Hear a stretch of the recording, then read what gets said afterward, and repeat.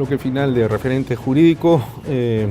Estamos conversando con el doctor Raúl Chanamé Orbe sobre la formación del abogado en el siglo XXI.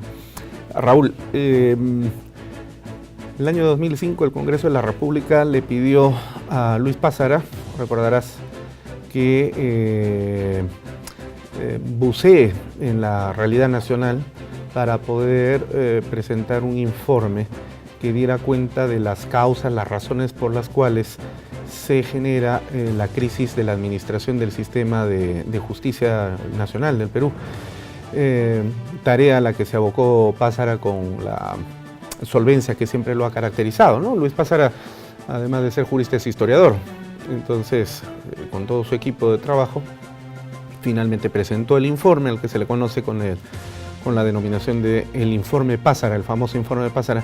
Y él concluye que, entre otras causas, la gran responsabilidad generadora, la causa causarum, como diría Aristóteles, de la crisis del sistema de administración de justicia tiene que ver precisamente con las facultades de derecho, con los bajos niveles en los que ha caído la formación del estudiante de la facultad de derecho. Porque los jueces y fiscales finalmente son abogados, es decir, no provienen de una universidad de la magistratura, sino de una universidad en la que se forman abogados. Y peor aún, esta crisis se agudiza en la medida en la que las facultades de derecho empiezan a convertirse en parte integrante de ese proceso educativo que en el Perú definitivamente no ha contribuido al proceso de desarrollo, sino todo lo contrario, que es el del sistema de educación a distancia. Porque es muy fácil abrir una facultad de derecho. ¿Qué se necesita para ello?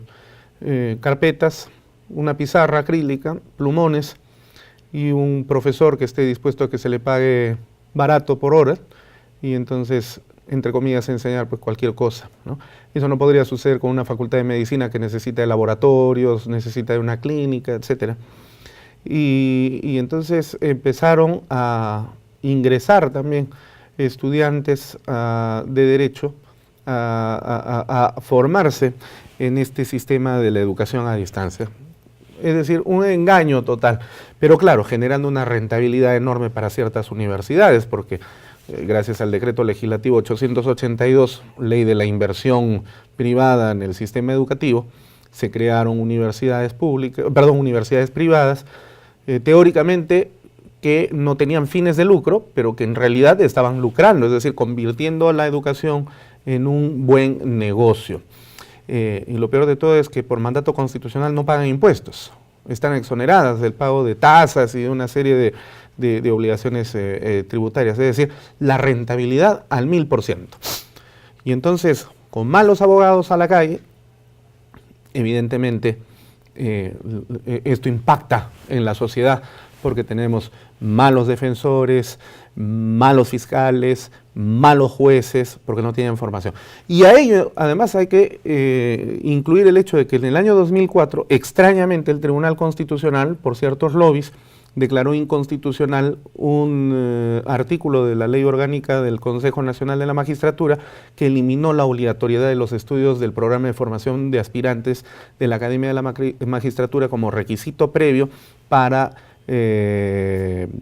postular al cargo de fiscal y de juez. Es decir, basta salir el día de hoy de la universidad, cumplir 2 años de colegiatura y ya uno está prácticamente expedito para dar el examen de admisión al CNM y luego convertirse en juez y fiscal, echando todo a perder. Las consecuencias las estamos viviendo ahora. Es decir, Pázara con este informe puso el dedo en la llaga, saltó la pus, le echó sal. ¿Y cuál fue la consecuencia? Lejos de tomar cartas en el asunto, lo expectoraron a Pázara del Perú y tuvo que irse, y el día de hoy vive en Europa, porque ha sido prácticamente expulsado del Perú por haber dicho la verdad. Y un gran intento de reforma de este sistema lo ha constituido la actual ley universitaria y la creación de SUNEDU. Ambas están atacadas precisamente por dueños de las universidades que todavía no quieren pensar en el país, sino seguir pensando en su negocio. Entonces, ¿cómo evalúas tú a 13 años de la publicación del informe Pázara los cambios que se han dado probablemente pocos, a partir de este importante informe que se presentó en el país. Sí, en primer lugar creo que el informe Pázara va a identificar que existe una crisis estructural del derecho peruano, ¿no? Cuya base está en la Universidad Peruana, que ha tenido todos los desfases que hemos estado señalando muy puntualmente en este programa, ¿no? Entonces, identifica ese problema, identifica una masificación de las facultades de Derecho. En el Perú existen más o menos 300 facultades. Pero de esas 300 facultades, las que tienen más demanda son Educación, Administración y Derecho, ¿no? Son masivas. Y entonces, porque existe una expectativa sociológica sobre la carrera del derecho. O sea, ese es el otro tema educativo, el tema de la vocación. No hay una reforma vocacional en el Perú. O sea, en el Perú faltan técnicos, por ejemplo. Sí. Hay empresas que han traído sus propios técnicos soldadores al Perú por centenares. Faltan ingenieros, médicos. O sea, hay muchas especialidades donde no hay trabajadores calificados, pero tenemos otras donde el profesional termine de taxista. Así es. ¿No? Entonces no hay un equilibrio entre las reales necesidades del país y el derecho sufre parte de esa crisis, ¿no? Y entonces Pázara identifica muy bien el problema y que se necesita regular adecuadamente el funcionamiento de estas universidades a través de una fiscalización adecuada, no injerencia, sino fiscalización sobre metas educativas, ¿no? Lo que en el Perú nos falta son las metas educativas. Es por eso que se establece el tema del licenciamiento, que exige determinados requisitos de calidad que en la universidad. Por ejemplo, una biblioteca de derecho, mínimo cuántos libros debe tener, cuántas computadoras debe tener, cuántos equipos de PowerPoint, etcétera, etcétera, porque la educación no basta que exista un buen docente, sino se requieren elementos, condiciones básicas para una formación de calidad. Y que eso termine pues en la investigación y en la capacidad de probar que el alumno está en condiciones de sustentar una tesis. Es por eso que hoy día se ha planteado que las tesis son públicas, las tesis tienen que estar en la red, ¿no? Para ver pues cuál es la investigación, cuál es el aporte. Y además ser evaluadas a través de estos sistemas tecnológicos para ver si es que no son plagios, ¿no? Imagínate, por ahí ha habido un candidato que presentó una tesis que hasta el día de hoy, y creo que ya salió el resultado también en su universidad matriz, que fue consecuencia de un plagio. Sí, ese es el otro tema. O sea, la baja calidad produce pues estas anomalías antiuniversitarias. Porque este tipo de comportamientos son comportamientos antiuniversitarios, no corresponde con el espíritu de la universidad. Y entonces, el día de hoy, creo que estamos en esta frontera, en este momento donde miramos al futuro y sabemos, si no reformamos la universidad peruana en los estándares que se requiere, y la evidencia es, las universidades peruanas tenemos de diferente calidad, ¿no? Pero si nos comparamos internacionalmente, tampoco ninguna está. Sí, pues. O sea, no tenemos una sola universidad entre las 1000. Sí, pues. ¿No? La primera universidad del Perú está bastante por debajo de la Universidad 1000 en el mundo. Claro, ¿no? Entonces, y allí habría que aprender. Decir, oye, ¿cómo en América Latina una universidad pública como la Universidad Autónoma de México es la primera de América Latina? Sí, la UNAM. Entonces, ahí deberíamos mirar, Estado peruano, mira qué hizo la UNAM para ser universidad pública que está en el primer nivel de América Latina. ¿Y acá cómo vamos con San Marcos? No, San Marcos está muy rezagada. Claro. San Marcos está muy rezagada y eso evidencia la crisis del sistema universitario. Sí. ¿No? O sea, yo creo que acá todos tenemos que ser conscientes de que necesitamos rescatar la universidad para mejorar el derecho, la justicia, la medicina, para que los puentes no se caigan, etcétera, etcétera, ¿no? Sí. Ahora, el problema también que encontramos nosotros ya a nivel de la magistratura, y particularmente en la Academia de la Magistratura, esto lo vivimos, es que no hay ninguna universidad del Perú que se encargue de brindar cursos de preparación en pregrado a aquellos estudiantes que estén proyectándose a ser los próximos fiscales y jueces del Perú. Yo te cuento en ese sentido, por ejemplo, en la Academia de la Magistratura hemos tomado la decisión, y lo vamos a hacer ahora en el mes de marzo, de convocar a todos los decanos de las universidades públicas y privadas del país, decanos de Facultad de Derecho, por supuesto, para reunirnos y conversar con ellos sobre la reformulación de las currículas educativas para que la Academia de la Magistratura se convierta en el ente rector de la formación en pregrado para aquellos estudiantes que no quieran ser abogados litigantes, que tienen otra lógica, ¿no? O aquellos otros abogados que estén pensando en que van a ser funcionarios públicos, que tiene otra lógica, o aquellos otros estudiantes que estén pensando en estudiar Derecho porque van a ser políticos y su aspiración es ser congresistas, alcaldes, lo cual está bien y que responde a otra lógica.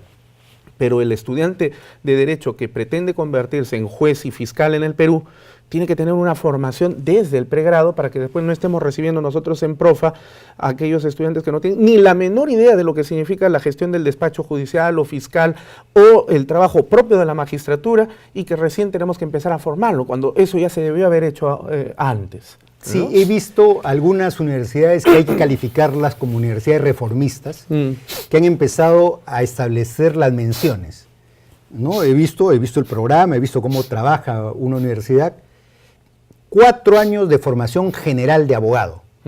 Los 2 últimos años, mención, ¿no? Judicatura, mención en judicatura, ¿no? En derecho civil. Y entonces los 2 últimos años son para que el alumno se especialice en lo que vocacionalmente ha convenido o ha preferido en relación al derecho. Porque ya no pueden existir los abogados que saben de todo. Ya no es posible.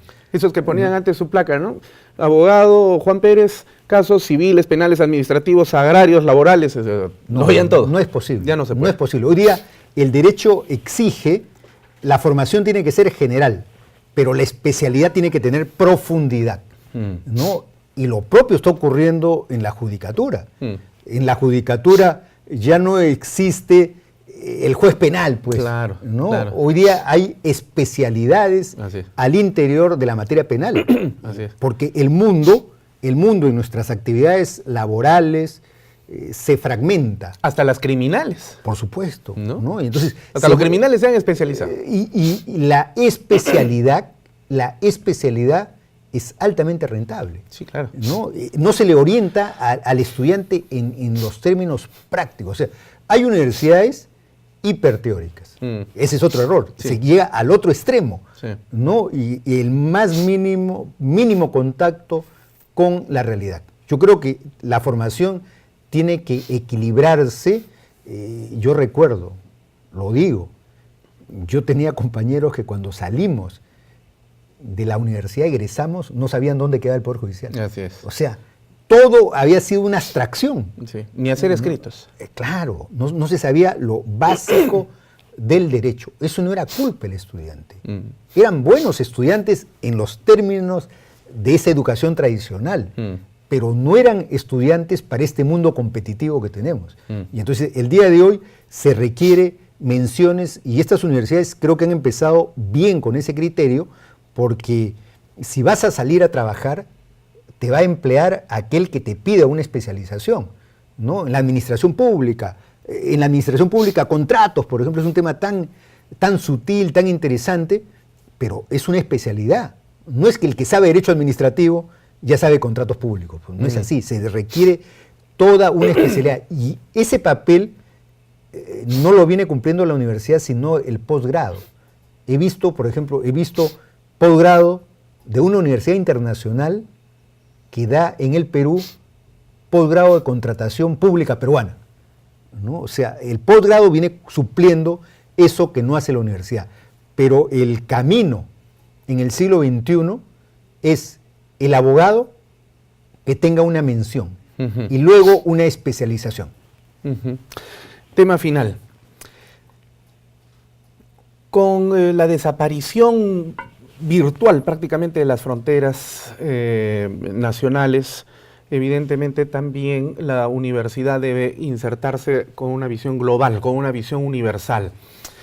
Y esto implica entonces de que nuestras universidades ya no pueden ser islotes en los cuales se generen preparaciones puramente teóricas y a puerta cerrada, sino que tienen que tener una visión internacional. En esto, por ejemplo, la suscripción de convenios con otras universidades, la generación de alianzas interuniversitarias resulta muy importante. Por ejemplo, en el proceso penal aquí en el Perú hemos bebido mucho de la experiencia chilena, la colombiana, tanto de su Poder Judicial, de su Ministerio Público, pero también de sus universidades.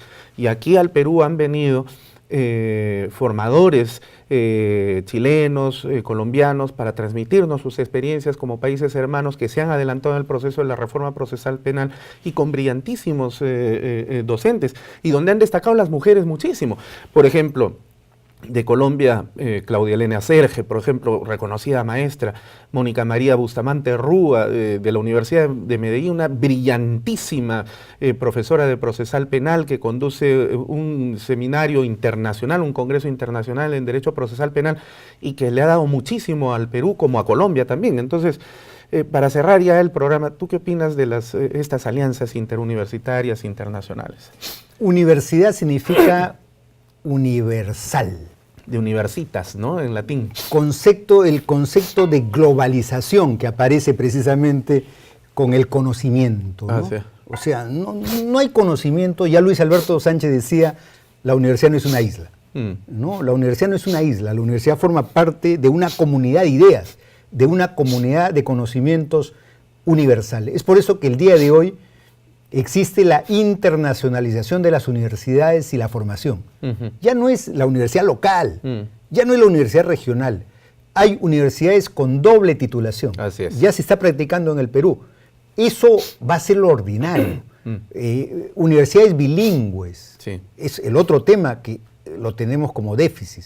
El tema de los idiomas, el tema del inglés, el tema de las lenguas que tienen reputación jurídica, ¿no? Y entonces marchamos hacia eso, razón por la cual ya no conocemos un abogado que solamente esté en un lugar. Necesitamos abogados, hacemos intercambio permanentemente. Como tú bien has señalado, la experiencia de la aplicación del nuevo Código Procesal Penal se ha bebido. Magistrados y litigantes, defensores lo han bebido en Chile, lo han bebido en Colombia, lo han bebido en otros países, donde han ido a aprender la experiencia, y esa ha sido una cátedra abierta, sumaria, rápida, para aprender este nuevo modelo en el cual la universidad no se había actualizado.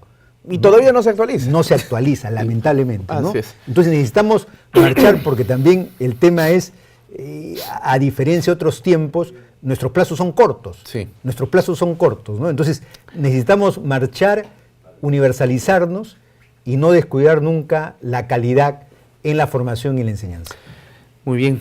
Te agradecemos, Raúl. El tiempo tirano siempre en la televisión nos obliga a hacer un logos interruptus a estas alturas del desarrollo del programa, pero sin embargo esta conversación ha sido muy buena. Yo creo que nuestros televidentes quedan satisfechos con estas reflexiones, que además también aterrizan en propuestas que esperamos pues sean implementadas progresivamente, pero de manera rápida, que es lo que tú estás reclamando y todos lo hacemos. Muchas gracias, Raúl, por tu contribución en Referente Jurídico. Te agradezco, Luis Alberto, y que continúe este programa de divulgación y debate Referente Jurídico. Muchas gracias. Gracias. Ha sido entonces la voz y presencia de Raúl Chanamé Orbe, profesor universitario, ex decano del Colegio de Abogados de Lima, ex decano de la Junta de Colegios de Abogados del Perú y actual miembro del Pleno del Jurado Nacional de Elecciones, magistrado del JNE. Estamos en su casa precisamente, y además él también es docente de la Academia de la Magistratura. Le agradecemos siempre por su colaboración. De esta manera llegamos entonces a la parte final de Referente Jurídico, en nombre del doctor Gonzalo Chávarri Vallejos, fiscal supremo del Ministerio Público y presidente del Consejo Directivo de la Academia de la Magistratura de la República del Perú, les agradecemos por vuestra cordial sintonía. Y de la misma manera, siempre nuestra expresión de gratitud a JNE TV, que nos permite llegar hasta vuestros hogares semana a semana. Con ustedes será hasta la siguiente edición de Referente Jurídico. Permiso.